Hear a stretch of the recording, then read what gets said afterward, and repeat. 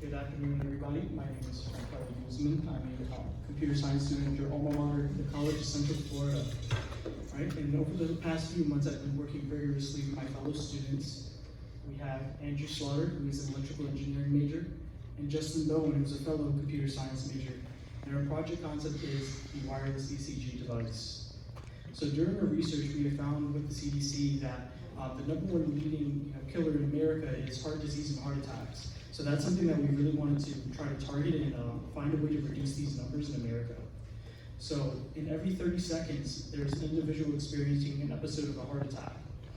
And in those individuals experiencing a heart attack, 1 in 5 of those are experiencing something called a silent heart attack.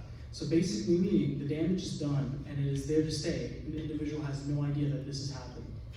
And this is paramount that you guys will work with us in order to prevent this from happening in the future.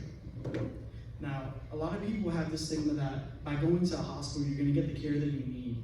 Well, I am an electrocardiogram technician, and I can tell you that this information is further from the truth. We've seen that since the pandemic, staffing shortages have really affected and altered the way that patients are being cared for. There's patients that are being neglected, they're not getting the attention they need, and nurses are being pushed to their extreme limits. And a lot of them have even left the industry because of the stress. So, the next question you're probably having is, how are you going to fix this? And it's a rightfully question to ask. So our innovation is targeting towards the prevention of this. So what we're pushing for is early detection of heart disease and heart attacks in patients. By doing so, we're allowing preventive medicine to take its effect, which is very important in society right now. That way we can reduce the numbers of those that are dying in our country. And how we're going to do this is by having a vest-like device, and it's going to transmit wirelessly to your smartphone. And from the smartphone, it's going to notify you of how your cardiac health is happening. And in the event that you are having like a heart attack or anything like that, it's going to go to the proper channels to the people that you need to know. 1 being your practitioner, who will get a copy of the reading. And 2 being 911 in case you need to get to the hospital and say get to the cath lab and get that blockage cleared out for patients. So you might be asking, well, can you give me like a real world scenario of how this would work?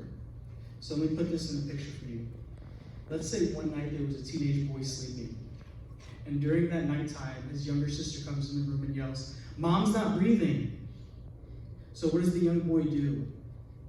The young boy goes up and he obviously goes to check on his mom, and he finds his mother unconscious and without a pulse. So he panics and he calls 911 just like anybody else would. And this young man is instructed to start CPR. So he begins pushing and pushing. And moments arise and nothing happens, and emergency response units have yet to come. So he continues pushing and pushing. Thankfully, EMS finally arrives, and they were able to get the mother to the hospital to get the treatment that she needed. And thankfully, she, came out all right. So I'm going to tell you that that young man that was pushing to save his mother's life was me. I was 16 years old at the time, and my mother was only 38. Now, that goes against the stigma. Well, you have to be old to have cardiac deficiency, right? That's incorrect. The CDC has seen that from ages 35 and up, citizens have been having an increase in cardiovascular disease and heart attack rates across the country. Now, we need to know why this is happening, of course.